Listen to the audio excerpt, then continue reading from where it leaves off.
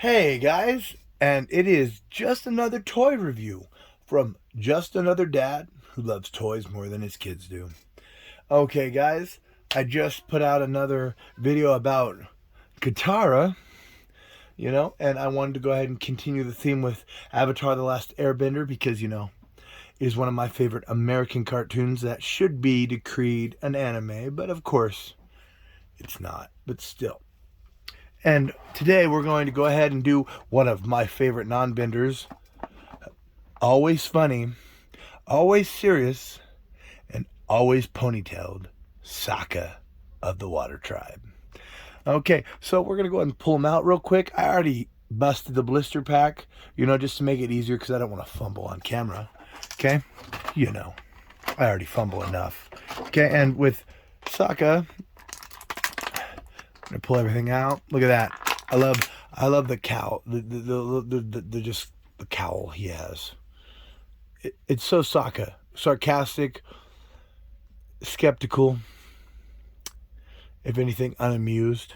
But let's go ahead and start with the packaging, like always. Because that's just how it goes. To show that you bought the figure. Okay. So at the front of the figure, as McFarlane has been doing, we got a wicked Aang in his avatar state. We got Sokka. Of course, I added of the Water Tribe because how does he announce himself? Sokka of the Water Tribe. And then we got a nice bio on the back, which I really appreciate these. I don't think I zoomed in on the last one enough, but here we go. And we got Sokka, dude, and Sokka is awesome. He was the comic relief. He was everything. I think his story arc and his development was the greatest out of all of the characters. Even more so than Zuko. But, I digress. So we're done with that. I'm going to go ahead and bring Mr. Sokka in. Let's go ahead and bring him up to the camera. Look at that. See that downed brow smirk he has on his face, like, yeah, you say you're the Avatar, but are you really? And that's just Sokka for you, But he has his season 1 attire on. What I really like is how they made this his boomerang satchel or his boomerang quiver, whatever you want to call it. I like how they made it separate, not connected to him. And it gives it that realistic look, that hanging on him look. Okay, and of course, because he has the boomerang quill satchel, whatever you want to say, we also come with the boomerang, and I'll show you that in a minute. But we're going to go ahead and get into his articulation. Of course, he has a full 360 for both arms, even though he couldn't do that in real life, but yeah. And then for his elbow joints, he has a nice, 90-degree bend, but what I like about it is it also has a swivel at the elbow bend. His hands do not rotate, but I think it makes up for it in that elbow swivel. Then you go to his legs. Unlike Katara, his little skirt, his little Water Tribe attire doesn't block it. Oh, and his knees have a strong ratchet, it feels like. It's probably not a ratchet, but it clicks like one. And he can go forward that much and back that much, And then he also has a knee swivel, so get those stands right. Okay, we're going to go ahead and see if I can get him standing up. Oh, and that was one of the easiest figures so far of the McFarlane Avatar figures to stand up that correctly. Okay, we're going to go ahead and step in now to his accessories. And of course, what is he famous for? No, not his space sword. No, not his sarcastic comments. No, not his comedy. But his boomerang. Let's go ahead and take a look at this. I think they did a great job at the boomerang. It's elegant, but yet it is boomerang, as we've come to know and love.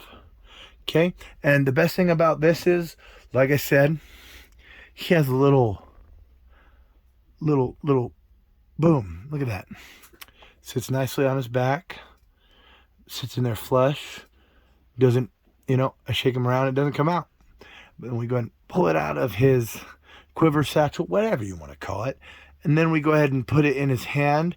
And, I mean, it does not disappoint. Look at that. That is Sokka with Boomerang. I mean, how Sokka could you get? I'm sure they'll come out with Season 2 and Season 3 versions of these figures, which I hope they do. And I would love to get a space sword with Sokka. But, you know, Boomerang is one of his trusty weapons. Because, you know, he always comes back. So we're going to go ahead and we're going to set him back here with his sister Katara and, of course, Aang and Appa. And as you see, you know, Sokka was older, taller. And as you can see, he is taller than both Aang and Katara, but he also measures up with Appa very well. You know, and McFarlane did an amazing job. I love how they got the license for these guys, because if McFarlane didn't do it, who was going to do it? You know? Avatar's been a hit for so long. They even had a second series, The Legend of Korra, and nothing was done. I mean, they had some merchandise, but no figures that I know of. The McFarlane came out with these bangers, and they may not be the most articulated figures, but I'm going to display them with the love I had for the actual cartoon. Should be anime, but it's cartoon.